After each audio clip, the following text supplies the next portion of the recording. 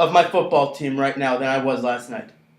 Probably one of the most exciting games of the year, but one that nobody saw coming.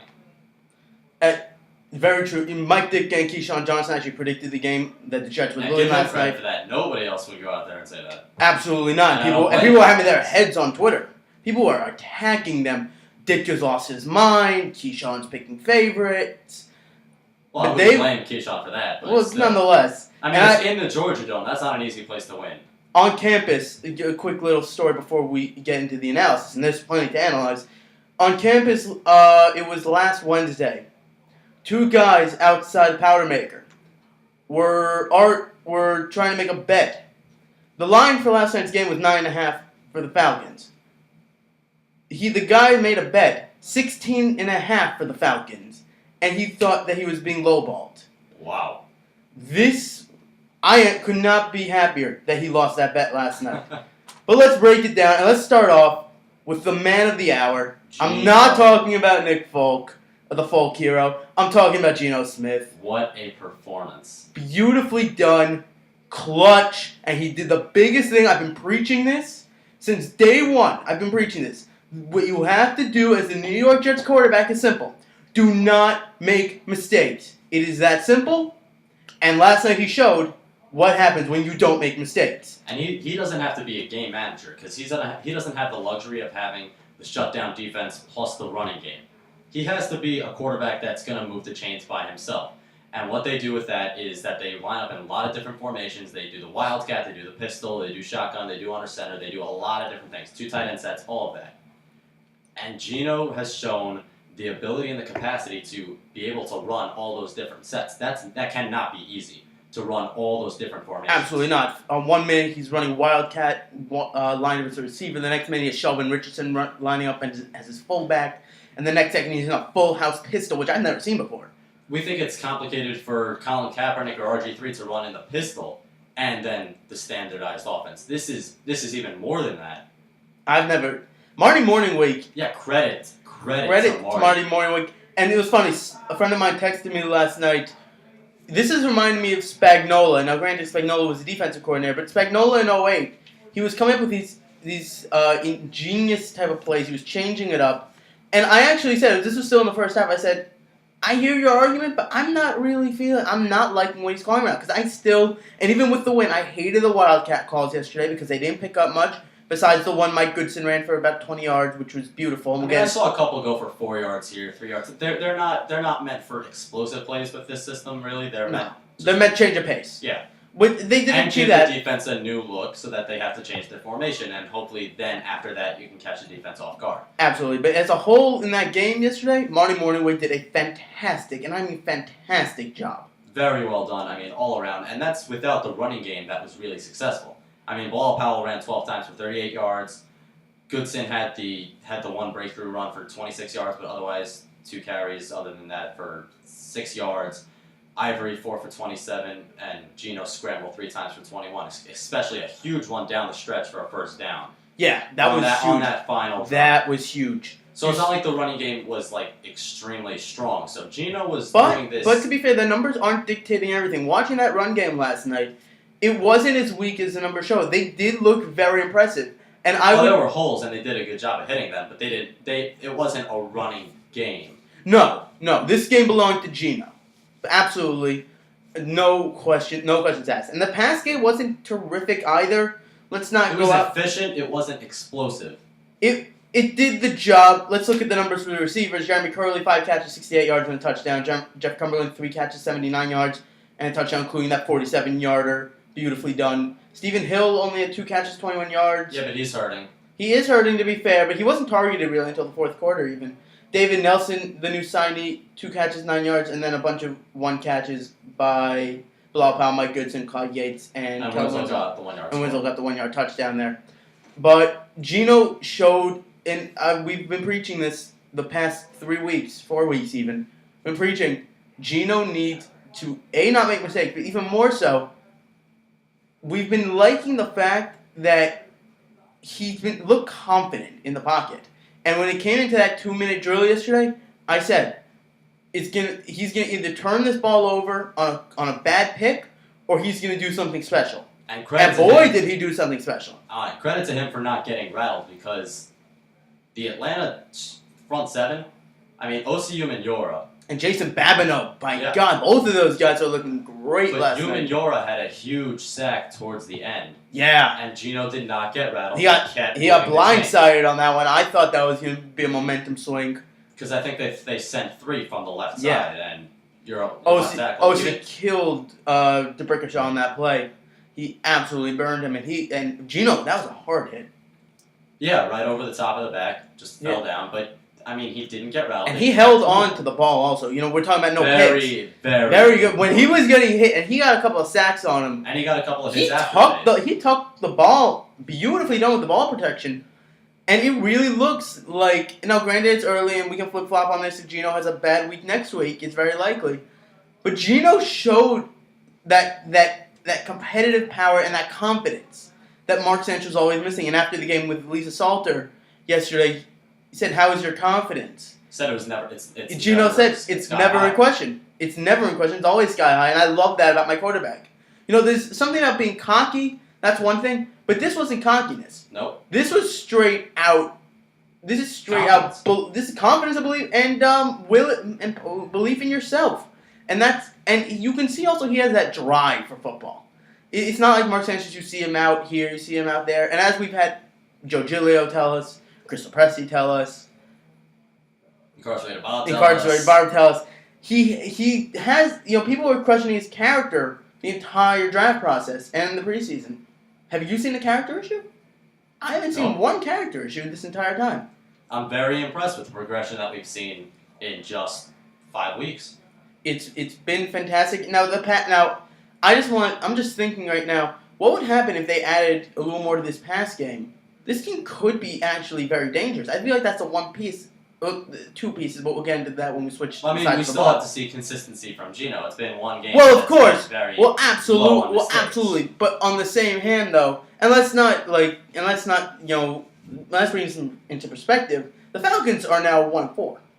Falcons are not a good team right now, There were a lot of questionable plays in this game that we can get into. which we will get into. It's not. I don't think it's as much on the offense's fault. I mean, granted, they are having trouble in the red zone, but I attribute some of that to, first, they don't have the run game that they've had in the past. Matt Ryan's always had a bruising running back. And Steven Jackson's hurt right now. He's had Not Michael getting Turner. Now he has Steven Jackson out. So now he's dealing with Jacquizz Rodgers, who's very tiny. He's not that bruising running back that's going to carry the ball 25 times a game and then open up the play action. You can pass it to him out of the flat. You can hand it to him a few times. And, I mean, impressive. He has big playability. He has great burst. He had 2 touchdowns. I Yeah. mean, fantastic game. But defenses aren't going to line up expecting Jacquizz Rodgers to run it down your throat 25 times. Absolutely And not. that's what used to open up the play action and then the big deep ball for Roddy White and Julio Jones. And now you've got Roddy And White. don't forget Roddy White's on that high ankle sprain. He's not the same player. Nowhere near He the is same not- player the entire year. He's not an elite receiver that he always been. He's middle of the pack right now at best. So if you take away Roddy White, who is huge to that offense, opens up space. I mean, we saw what happens to the Detroit Lions when you take out Calvin Johnson. I mean, the space on the field literally feels like it's an enclosing wall because there's no room for receivers to go. With Calvin Johnson on the field, the Detroit Lions spread out more and it gives more space to guys like Brian Broyles, guys out of the slot, and they can make plays. Without that playmaker there, the field feels smaller, and that's what happens when you take guys like Roddy White off the field and a running back that will keep the defense from moving in from the play action. Absolutely, could not agree more on that end. But also, you look at it, but it does bear a question though. If you really look at it, Gino is doing this though without any receivers. You're not having receivers who are getting great space down the field. I mean, you're not getting guys who are creating anything special. You're just going with fundamentals here. So it does beg the question, do you consider, and this is to all the listeners, do you think that fundamentals here are a bigger key to success than those big playabilities? You see the Julio Jones, Roddy White, and they were testing. Cromartie was testing Julio to go for that down the field bomb the entire game. He had that one catch, and I mean, you poke the bear too much, he's gonna come at you. And Cromartie was very physical. There were a couple of times where I saw Julio Jones crying for a flag. I'm like, stop crying. But then you see the replay. You see Antonio There, you Cromartie can make the jarring at him a little argument. bit. Yeah. Look, speaking of Antonio Cromartie, let's talk over the defense here, and specifically that front four. Yeah. Do not talk about that secondary. That secondary looks awful right now. That front four: Sheldon Richardson, Kendrick Ellis, Damon Snacks Harrison, and Muhammad Wilkerson. Muhammad Wilkerson. You heard Gruden talking about Wilkerson like he was the next Messiah. He compared him to Richard Seymour. I heard him compare him a little bit to Warren Sapp. Yep. My God, But he looked so fantastic. He did. No, that's the thing. He warranted those comparisons last night with that play. Looking at his numbers here, my goodness. Muhammad Wilkerson, 7 tackles, a sack on there, but the numbers don't even dictate. Yeah, the disruption. And those are very good numbers. Right, but they don't even remotely dictate. The Exactly. disruption he creates that makes Matt Ryan rush the ball and creates a little space for Matt Ryan to move around, it affects the entire offense. Absolutely. And when you can get in Matt Ryan's head, when you can get in the quarterback's head, that's when the plays start to break down. Absolutely. Also, but the one you look at Sheldon Richardson yesterday. Also fantastic, and I heard people. The one guy we're not seeing really on this defense right now, just to move away from the front four for a second, D. Milliner. Did he? I don't think he played last night, but it begs the question, and I saw this on Twitter last night. It was very interesting. Would they have Sheldon Richardson if it wasn't for the Revis trade? The answer is yes, pretty much. They essentially swapped D. Milliner for Darrelle Revis, and you got to beg the question here: was that worth it? That does not. I mean, it's very early to say right now. Yeah, but on the same hand, the secondary is looking atrocious. What we're seeing out of D. Milliner, it reminds me a little bit of Santonio because there's a little bit of that immaturity plus that cockiness, not that good kind of like competitive cockiness. But this is just like, this is immature. And now his injuries have lingered on from also like Santonio. Yeah, but these aren't just injuries that have just occurred. He also had this. He has a surgery in the offseason. And we've got a caller on the line. Caller, welcome to the 5th quarter. What's your name and where are you from? This is an important message from Sincere Finance. Well, I don't really care about that important message, to be honest. Oh my god. But let's get back into this game. Let's get back in here. That's fantastic. That was fantastic. That's fantastic. Please, I really hope that is a prank caller. But if not, that was amazing. That was absolutely incredible. Going back in here though, that front four just beautiful, but that front seven, let's not discredit. Demario Davis had a couple of bad penalties yesterday, but he also played nicely. David Harris led the team in tackles, and I mean, you look here also. I'm trying to look at the other linebackers here.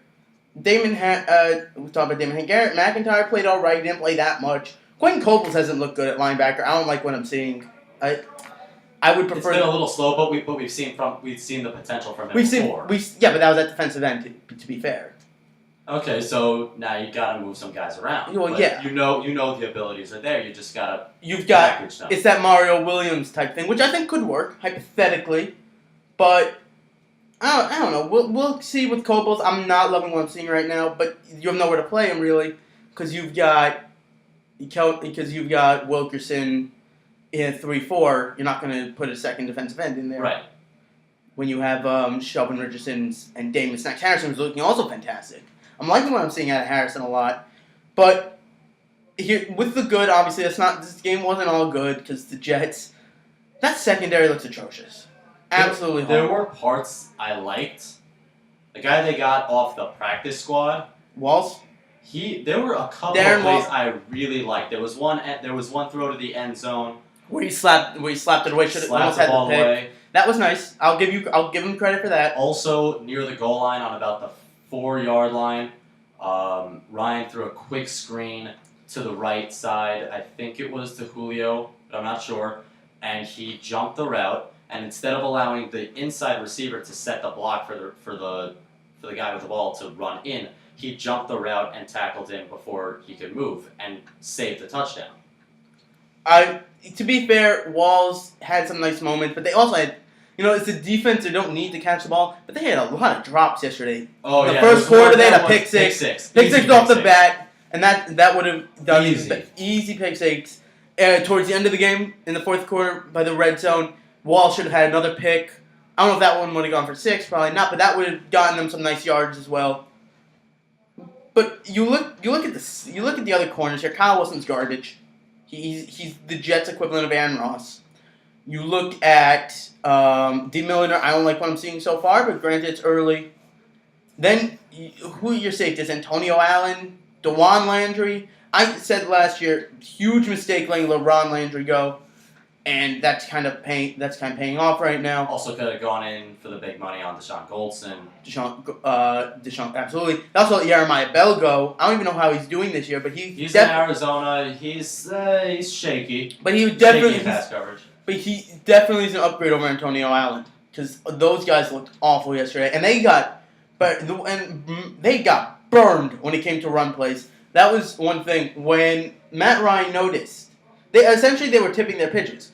Whenever they had their safeties a little bit too back on say 2-man unders, or if they were even playing a prevent type of defense, Ryan would quickly change the play and have him hand off the ball to Jacquizz Rodgers, and Rodgers would get about 10 yards on each run. And it's ironic because it's the run defense for the Jets that has been so strong all year.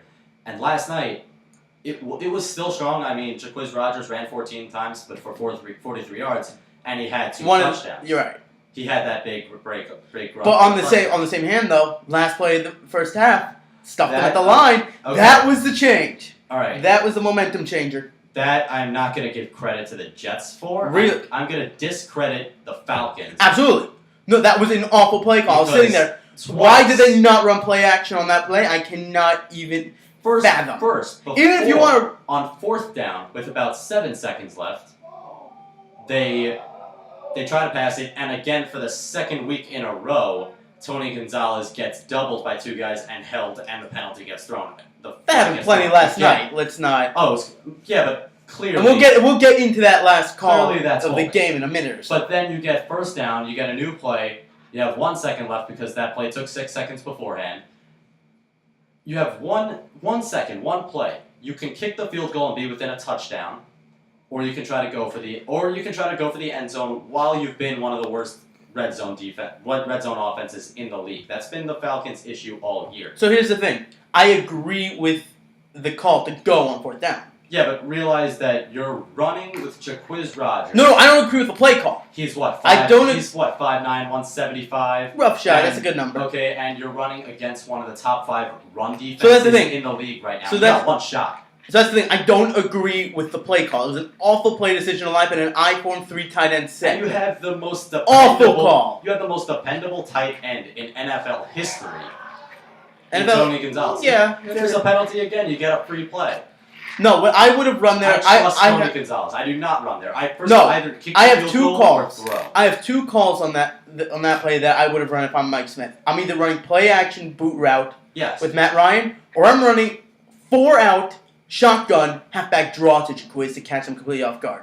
Because as they showed yesterday, they were able to catch the Jets off guard when they ran the ball in non-typical situations. You can do that, but if you're in the I formation, You do not run I formation 3 tight end on that play under any circumstance. If you are, That was then you're awful. running the play action. You are not running the ball with 5'9" Jacquizz Rodgers into No. the best, one of the top 5 rush defenses in the league. Absolutely. When you have 1 Terrible shot, call. you don't have 4 shots. It's not first down. It's not first down with as much time on the clock as you need. You got 1 second. You don't have another shot, Absolutely no. Awful play calling right there. and that cost them the game. Yeah, and one more thing though, and 2 more things actually I want to talk about in this game. That call at the end of the game, the hold on Tony it wasn't even on Tony Gonzalez. The ESPN made it look like it. It was on Demario Davis on an Right. play. Awful play calling.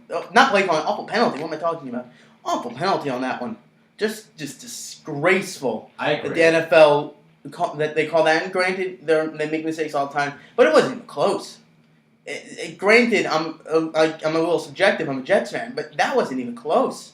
I didn't see that. I don't really see a penalty there. I mean, I think you just gotta let them play. There were a couple times there was the offensive pass interference by Julio Jones. That was also, to be fair, the offensive pass interference on Julio That Jones wasn't in the much. fourth. His That wasn't arm- anything. I His arm disagree with that also. extended fully, No. but it didn't. That's a let them play call. right. This wasn't a let them play call in the fourth The quarter. flag got thrown because his arm extended fully, but it wasn't. No, it wasn't didn't really interference. create space. And No. I mean, the entire game, Antonio Cromartie draped all over Julio in the first place. So you really can't call it that way, but not call it the other way. I don't call it either way. I say let him play. It's a fair counter, but I see Julio Jones. I want to see a physical corner, but I want to see a physical game that the players play. that's fair. That's fair. And the final thing on this game, last night watching that post game in the press conference, Rex Ryan's back. That was the swag. What Rex happened? Ryan. He walks in. He has that bravado on him. He had that. He had that we're the best type of. Oh, I'm the best coach that forced the Falcons to run on first down with 1 second. He left didn't and say get I'm the into that best. defense. He didn't say I'm the best, but he had that feeling on him. And and one reporter, I don't know who it was, Mish Mehta, we are looking at you. I would not be surprised. But there was one reporter who said, "So are you going to trust Geno now?" And Rex goes at him. What do you mean trust Geno? I always trusted Geno. Why would I not trust Geno? And he started off, and at that moment I looked at him. This is that Rex from 2009. This is that fiery Rex. And this team reminds me of the 2009 with two things. Essentially, they're 2009 light. They have the rookie Very quarterback. light. I mean, like diet. The diet. But I'll give here's the thing. They have a worse secondary, much worse. Not even close. Not even close. Much worse secondary. They have a worse receiving core. But better running game, I would say, than the 2009 ground pound. Better running. Who was the 09 running back? Thomas Jones and Sean Green. Okay, and you're gonna tell me Bilal Powell? Bilal Powell, Chris Ivory, and Mike Goodson. Those three can stay all healthy. It's That's going to be a better running game. It's quality, not quantity, and you have quantity. right now. No, you have quality as well there. You look Mike Goodson You when he remember how played. good Thomas Jones was? I do remember how good Thomas Jones was. And Sean Green when he had potential? Keyword when there. Titans. Okay, but he was a change of pace bruiser. Yeah, I'm telling you right now. I'm looking at this run game. I'm not saying they are. I'm not saying about Andrew Shire. I'm saying they have the potential to be a better running game than the 09 ground and I pound. see that, but I it like all Bilal starts Powell with a Geno. lot. Of course, it starts and ends with Geno, and that's going to be the deciding factor if this Jets team's actually going to be serious. And we haven't seen much, but what we've seen, we've liked. We've seen the progression get better. This- we see every week that we see That's the thing. stuff to build on, and he's building on it. This team starts and ends with Geno Smith. If he can keep this up, this team could hypothetically get a wild card. They're only one game out. It's only 5 games in. Let's not jump. I'm not going to jump all the way out here, but they're only one game back in the AFC East right now, and it's 5 games in. Again, I repeat. Nonetheless, Geno Smith is what's going to decide if they're going to be a contender or pretender. All We know what we have in the defense. Right. We know what we have. Weak secondary, very strong front four, good front seven. It'll be a wait and see game, but you've got to be more optimistic than you were coming into the season. Absolutely. Again, it's going to start and end with Geno, but if he can do more of what he did last night, then we can be looking at a very, very pleasurable season for these New York Jets. It is 12:41 on WQMC Radio. My name is Gary Younger. My name's Avi Soa. This is the fifth quarter. Call-in number 718-997-3986. Unless you're a telemarketer. Unless you're a telemarketer. Then 718-997, go to hell. 718-997-3986 or 3987. When we come back, we're going to talk about the Giants game. Who would have thought, 5 weeks in, the Giants would be the 0-5 laughingstock of the New York region. My God. We'll get back. We're also going to go around the NFL on our time. We'll be with you till 1:30 today. Right now, I'm going to put on a little apropos here. Machine Gun Kelly with victory music.